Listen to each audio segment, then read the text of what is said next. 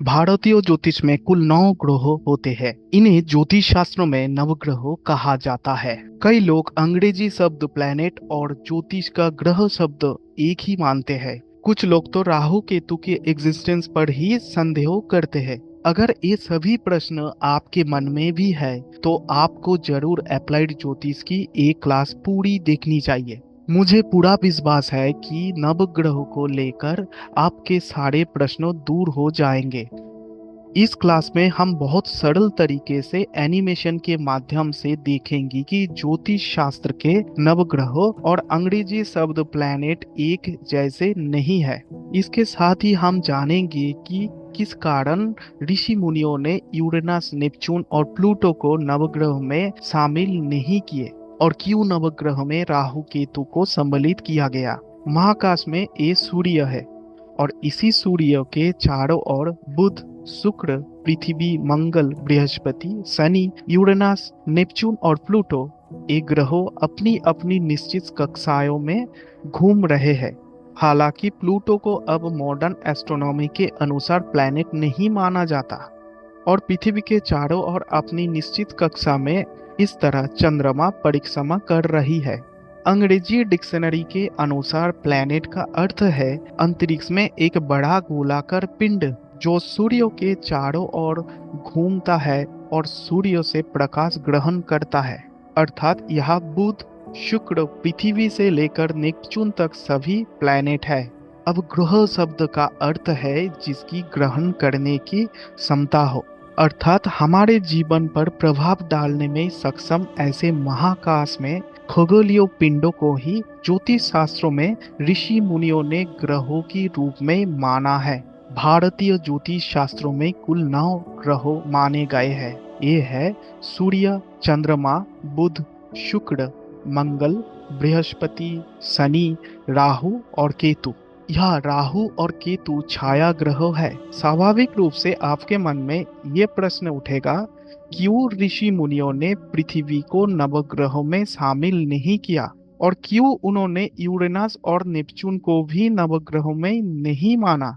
कई लोग मानते हैं कि क्योंकि यूरेनस और नेपच्यून खाली आंखों से दिखाई नहीं देते थे, इसीलिए ऋषि मुनियों ने इन्हें नवग्रह के रूप में नहीं माना। लेकिन विचलित मत होइए, इस सारी कंफ्यूजन को हम अब एनिमेशन के माध्यम से साफ साफ समझ लेंगे। सबसे पहले ये जान लेते हैं क्यों पृथ्वी को नवग्रह के रूप में नहीं माना गया। ये है सौरमंडल और सूर्य को केंद्र में रखकर ग्रहों इस प्रकार अपनी अपनी कक्षाओं में घूम रहे हैं। अब पृथ्वी से अगर आप आकाश की तरफ देखेंगे तो आपको अनेक ताराओं के समूह पूरे आकाश में फैलाए हुए दिखाई देंगे। ये तारों की समूह ही एक एक राशि है। यह कुल 12 राशियां है। इन 12 राशियों ने 360 डिग्री में इस तरह की एक बेल्ट बना ली है। इसे ही जोडियाक बेल्ट कहा जाता है। जब हम अंतरिक्ष को सूर्य को केंद्र मानकर देखते हैं तब उसे हीलियोसेंट्रिक व्यू कहा जाता है और ये है हीलियोसेंट्रिक मॉडल। और जब हम अंतरिक्ष को पृथ्वी को केंद्र मानकर देखते हैं तब उसे जियोसेंट्रिक व्यू कहा जाता है और ये है जियोसेंट्रिक मॉडल। भारतीय ज्योतिष शास्त्र की गणनाएं इसी जियोसेंट्रिक मॉडल के अनुसार होती है। यह नवग्रह का कौन सा ग्रह किस राशि में स्थित है उसकी गणना पृथ्वी से ही की जाती है। अब जियोसेंट्रिक मॉडल के माध्यम से ध्यान दीजिए। ये है बृहस्पति ग्रह और जोडियाक बेल्ट में ये है तुला राशि। पृथ्वी से अगर आप आकाश में बृहस्पति की तरफ देखेंगे तो आपको दिखाई देगा कि बृहस्पति तुला राशि में स्थित है। ये है मंगल ग्रह और ये है सिंह राशि। पृथ्वी से जब आप आकाश की तरफ देखेंगे तो आपको दिखाई देगा कि मंगल सिंह राशि में स्थित है। अर्थात ग्रहों की राशि में स्थिति पृथ्वी से देखी जाती है और केंद्र बिंदु होती है पृथ्वी। इसी कारण पृथ्वी को नवग्रह में शामिल नहीं किया गया। इस विषय को अप्लाइड ज्योतिष से और विस्तार से समझते हैं। ये है अप्लाइड ज्योतिष कुंडली और अप्लाइड ज्योतिष कुंडली के बीच में इस स्थान पर पृथ्वी की कल्पना कीजिए। अब पृथ्वी को केंद्र मानकर अर्थात जियोसेंट्रिक मॉडल के अनुसार ये ग्रह 360 डिग्री में अलग अलग राशियों तथा नक्षत्र में इस तरह स्थित है और हम इस पृथ्वी के ऊपर स्थित है।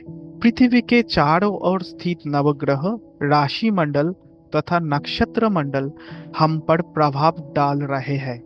इसीलिए पृथ्वी को नवग्रह में शामिल करने का कोई लॉजिक ही नहीं है। अब हम समझेंगे कि क्यों यूरेनस और नेपच्यून को नवग्रह नहीं माना गया। हर ग्रहों की दो प्रकार की गतियां होती है। एक होती है लंबाई के अनुसार गति, जिसे लॉन्गिट्यूडिनल मोशन कहा जाता है। दूसरी होती है अक्ष के अनुसार गति, इसे लैटिट्यूडिनल मोशन कहा जाता है। जियोसेंट्रिक व्यू में पृथ्वी को केंद्र मानकर एक ग्रह तथा सूर्य एक निश्चित तल पर स्थित होते हैं। इस तल को एप्लिक्टिक प्लेन कहा जाता है। यही है जोडियाक बेल्ट और ये है एप्लिक्टिक प्लेन। अब सभी ग्रहों इस एप्लिक्टिक प्लेन में इस प्रकार स्थित होते हैं और लॉन्गिट्यूडिनल मोशन के कारण कभी ऊपर जाते हैं तो कभी नीचे आते हैं। ऋषि मुनियों ने सिर्फ उन्हीं ग्रहों को नवग्रह में शामिल किया है जो इस एप्लिक्टिक प्लेन से ऊपर 9 डिग्री और नीचे 9 डिग्री के अंदर ही विचरण करते हैं। ये जो लाल रंग की बाउंड्री लाइन आप देख रहे हो, इसे कभी क्रॉस नहीं करना चाहिए। उदाहरण के लिए ये है बृहस्पति। अब बृहस्पति ग्रहों की गति को ध्यान से देखिए। यह लंबाई के अनुसार जैसा गति है, ऐसे ही अक्ष के अनुसार भी एक गति है, लेकिन ये अक्ष के अनुसार गति कभी भी इस 9 डिग्री की बाउंड्री लाइन को क्रॉस नहीं करती, अर्थात जो एप्लिक्टिक प्लेन से 9 डिग्री ऊपर और 9 डिग्री नीचे है। अब हम यूरेनस नेपच्यून ग्रहों की गति को देखेंगे तो ये गतियां इस प्रकार है। ये है यूरेनस की गति और ये है नेपच्यून की गति। दोनों ही मामलों में ये 9 डिग्री की बाउंड्री लाइन को क्रॉस कर रही है। इसी कारण यूरेनस और नेपच्यून को नवग्रहों में शामिल नहीं किया जाता। ज्योतिष शास्त्रों में लॉन्गिट्यूडिनल डिग्री के साथ साथ लैटिट्यूडिनल डिग्री का भी अत्यंत महत्व है। इसे ज्योतिष गणनाएं के समय अवश्य ही यूज करना चाहिए। अब किसी ग्रहों का किसी निश्चित समय पर उसका लॉन्गिट्यूडिनल डिग्री और लैटिट्यूडिनल डिग्री कितना है, ये आप बहुत आसानी से अप्लाइड ज्योतिष से जान सकते हैं। गूगल में लिखिए अप्लाइड ज्योतिष और होम पेज पर जाकर लाइव प्लैनेटरी पोजीशन में जाके आप चेक कर सकते हैं कि किसी ग्रहों का कितना लॉन्गिट्यूड और कितना लैटिट्यूड है। नवग्रह में राहु और केतु का अंतर्भाव क्यों किया गया है और इन्हें छाया ग्रहों क्यों कहा जाता है। महाकाश में इन दोनों ज्योमेट्रिकल पॉइंट के कारण सूर्य ग्रहण और चंद्र ग्रहण क्यों होते हैं और एप्लाइड ज्योतिष कुंडली से राहु केतु की स्थिति कैसे निर्धारित करेंगे, ये सब अगली क्लास में 3D एनिमेशन के माध्यम से समझाया गया है। वीडियो का लिंक डिस्क्रिप्शन में दिया जाएगा। इस नवग्रहों के प्रत्येक ग्रह हमारे जीवन के एक एक पहलू को दर्शाते हैं। इन पहलुओं को ग्रहों का कारक तत्व कहा जाता है। सबसे पहले नवग्रहों में आता है सूर्य और ये सूर्य हमारा आत्मा है। चंद्रमा हमारा मन है। मंगल हमारा शरीर है। बुध हमारी बुद्धि है। शुक्र ग्रह किसी व्यक्ति के भोग विलास को दर्शाता है। बृहस्पति यानी कि गुरु हमारी जीवन शक्ति है। शनि ग्रह हमारे कर्म को दर्शाता है। राहु माया है और केतु मोक्ष है। यह नवग्रहों की कारकता को एक शब्द में समझाया गया है। अगले क्लास में प्रत्येक ग्रहों की कारकता पर विस्तार चर्चा की जाएगी। आपके साथ अगली क्लास में राहु केतु पर एक 3D एनिमेटेड वीडियो में फिर से मुलाकात होगी। तब तक के लिए नमस्कार। अच्छे रहिए, स्वस्थ रहिए।